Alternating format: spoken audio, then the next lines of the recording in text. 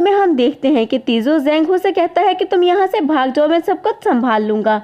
ज़ेंगहू कहता है कि मैं अकेला नहीं भागूंगा, तुम भी मेरे साथ चलो। तो तीजू कहता है कि मुझे सब कुछ संभालने के लिए वक्त लगेगा। ज़ेंगहू के जाने के बाद तीजू वार्डन की बॉडी को कंडेंस करने वाला होता है, लेकिन वो ऐसा नहीं कर पाता है। तो वो फौरन से सीतू नैन के पास जाता है और कहता है कि सीनियर, ये क्या हो रहा है? मैं वार्डन की बॉडी को कंडेंस क्यों नहीं कर पाया हूँ? आखिर ऐसा क्यों हुआ है?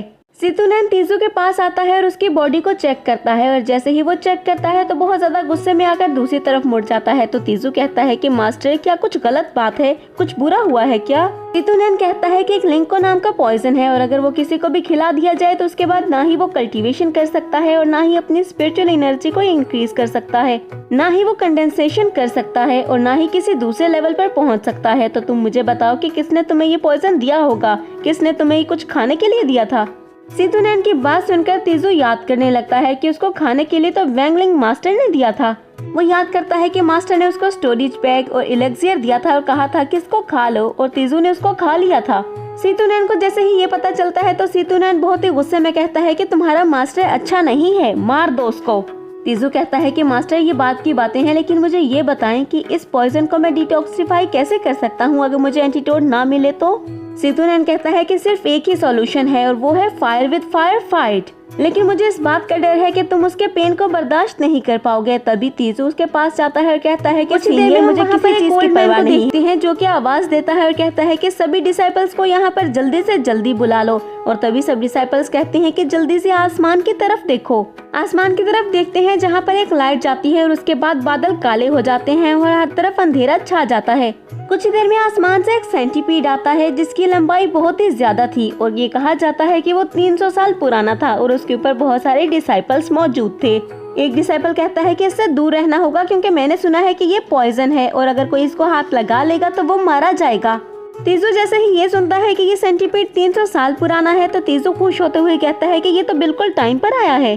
सेंटीपीड जैसे ही जमीन पर आता है तो वहाँ पर बहुत ज्यादा मिट्टी इकट्ठी हो जाती है और सारे डिसाइपल्स खांसने लगते हैं, और श्वान 2 सेक्ट के सारे लोग भी जमीन पर आने लगते हैं, जिसमें एक प्यारी सी लड़की भी थी जिसको देखकर सब उसकी तारीफ करने लगते हैं और कहते हैं कि इनके सेक्ट में इतनी प्यारी लड़की भी है जो कि एक कल्टीवेटर है। तभी हैंग्यू सेक्ट के लॉर्ड सामने आते हैं और कहते हैं कि कुछ भी अभी से कहना गलत होगा, तुम मेरे डिसाइपल्स के बारे में कुछ भी गलत नहीं बोल सकते हो। हैंग्यू सेक्ट के हेड कहते हैं कि तुम लोग आते हुए थक गए होगे तो सबसे पहले तुम लोग रेस्ट कर लो। अभी कंपटीशन में 3 दिन है और कंपटीशन से पहले कुछ भी बोलना या जज करना गलत बात है।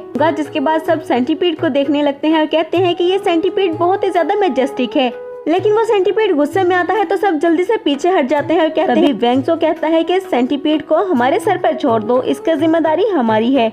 और फिर वैंगजो वैंगलिन को बुलाता है और कहता है कि इसके खाने पीने का ध्यान रखना होगा, और कहता है कि इसके खाने पीने की आज से जिम्मेदारी तुम्हारी है जब तक कंपटीशन कंप्लीट नहीं हो जाता। ये कहकर वैंगजो वहाँ से चला जाता है और तीजू मुस्कुराने लगता है। नेक्स्ट सीन में हम तीजू को देखते हैं जो कि एक जगह पर खड़ा होता है। तभी उसे आवाज सुनाई देती है कि ये सेंटीपीड इतना ज्यादा आम नहीं है, ये बहुत ही बुरा बीस्ट है। सबसे पहले तुम्हें अपनी बॉडी के सारे टॉक्सिन्स को सप्रेस करना होगा, अपनी स्पिरिचुअल एनर्जी को वापस लाना होगा, उसके बाद ही तुम कोई फाइट कर सकते हो। तीजू सीतू नैन को थैंक्स करता है और उसके बाद सेंटीपीड के पास जाता है और उसको खाने के लिए डियर देता है, और सेंटीपीड जैसे ही उस डियर को खाता है तो उसको चक्कर आने लगते हैं और कुछ ही देर में वो बेहोश हो जाता है। तीजू सेंटीपीड का पॉइजन लेता है और लेकर जैसे ही वहाँ से जाने वाला होता है कि सेंटीपीड को होश आ जाता है और वो तीजू के ऊपर अटैक कर देता है। तभी तीजू कहता है कि ये सेंटीपीड बहुत ही ज्यादा पॉइजनस है, इसकी एक्सट्रेसी को यूज करते हुए मैं अपनी कॉन्शियसनेस को रीगेन कर सकता हूँ। जिसके बाद तीजू आगे आगे भागने लगता है और सेंटीपीड उसका पीछा करने लगता है। तीजू बहुत ही तेज भागता है और उसके बाद खाई को क्रॉस करते हुए पहाड़ की दूसरी साइड पर आ जाता है। वो सेंटीपीड के उस पॉइजन को पीता है और उसके बाद बैठकर कल्टीवेशन करने लगता है। हमें ब्लू कलर का ऑरा हर तरफ दिखाई देता है। तभी हम तीजू को देखते हैं जिसके मुंह से ब्लड आ रहा था। ये देखकर सीतू नैन कहता है कि ये बहुत ही ज्यादा पॉइजनस था। तीजू फिर से कल्टीवेशन करने लगता है और सीतू नैन उसके लेवल्स को काउंट करने लगता है और कहता है कि फर्स्ट, सेकंड, थर्ड, और आहिस्ता आहिस्ता करते हुए तीजू 14th लेवल पर पहुंच जाता है। तीजू जैसे ही सेक्ट में वापस जाता है तो सामने श्वान 2 सेक्ट के बहुत सारे डिसाइपल्स को देखता है जो कि उसकी तरफ मुड़ते हुए कहते हैं कि तुम यहाँ पर हो गया है। तभी सामने खड़े श्वान 2 सेक्ट के डिसाइपल्स कहते हैं कि हमारे सेंटीपीड को क्या हुआ है, हमें बताओ, हम जानते हैं कि तुमने ही कुछ किया है और हमारे सामने इनोसेंट बन रहे हो। तीजू कहता है उसको क्या हो गया? जब मैंने उसको खाना खिलाया था तब तो वो बिल्कुल ठीक था, फिर ऐसा कैसे हो सकता है? लेकिन श्वान 2 का एक डिसाइपल बहुत ज्यादा गुस्से में आ जाता है और उसके बाद तीजू के ऊपर अटैक करता है, लेकिन तभी वहाँ पर मास्टर वैंगलिन आ जाता है और आकर रोक लेता है। सभी डिसाइपल्स फिर से अटैक के लिए रेडी हो जाते हैं, तो मास्टर कहते हैं कि अभी तक कोई भी कंपटीशन स्टार्ट नहीं हुआ है और तुम लोग अभी से हमारे लोगों को हर्ट करना स्टार्ट हो गए हो। तुम्हें इसके बारे में सोचना चाहिए कि कंपटीशन से पहले ये सब करना ठीक नहीं है।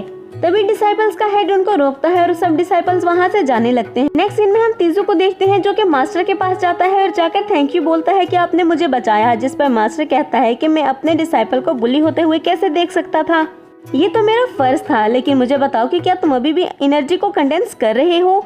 तुम्हें तो। तभी मास्टर जल्दी से चुप करते हैं और खांसते हुए कहते हैं क्या तुम लेजी नहीं हो रहे हो? तीजू उसकी बात सुनकर सितुनैन की बातों को याद करता है जिसने बताया था कि तुम कंडेंसेशन के 14th लेवल पर पहुंच गए हो और अब तुम्हारे लिए वर्ड और ज्यादा डिफिकल्ट और डेंजरस होने वाला है, इसलिए मैं तुम्हें बताऊंगा कि तुमने अपने कल्टीवेशन लेवल को छुपाना कैसे है। और सितुनैन के बताने पर तीजू अपने कल्टीवेशन लेवल को छुपा लेता है और ये सब याद करते हुए तीजू थोड़ा सा स्माइल करता है और उसके बाद मास्टर से कहता है मास्टर ये सब इसलिए है क्योंकि मेरा टैलेंट बहुत ज्यादा डल है और मैं बहुत ज्यादा वीक हूँ, मुझे अभी भी कुछ टाइम लगेगा अपनी कल्टीवेशन लेवल को बढ़ाने के लिए। तभी मास्टर उसको देखा, फिर मास्टर सोचने लगता है कि तुम्हारे पास जो भी ट्रेयर है वो तो मैं निकलवा ही लूंगा, लेकिन उसके लिए मुझे कुछ टाइम लगेगा। फिर मास्टर तीजू से कहता है कि कंपटीशन में कुछ ही टाइम रह गया है, तुम्हें जल्दी से जल्दी अपने कल्टीवेशन लेवल को अपग्रेड करना होगा और अपनी कंडेंसेशन को 3rd लेवल तक लेकर जाना होगा, तभी तुम्हारे टीचर के पास जीतने का कोई चांस होगा, उससे पहले कोई चांस नहीं है। नेक्स्ट डे हम बैटल ग्राउंड को देखते हैं जहाँ पर कंपटीशन स्टार्ट होने वाला था और सब रेडी थे और वहाँ पर तीजू के पेरेंट्स भी उस कंपटीशन को देखने के लिए आते हैं। और तभी हम एक और नई लड़की को देखते हैं जिसका नाम ली मूवन था और वहाँ पर उस कंपटीशन को देखने के लिए आती है। ली मूवन पहाड़ से खड़ी होकर वो सारे कंपटीशन और बैटल ग्राउंड को देखती है।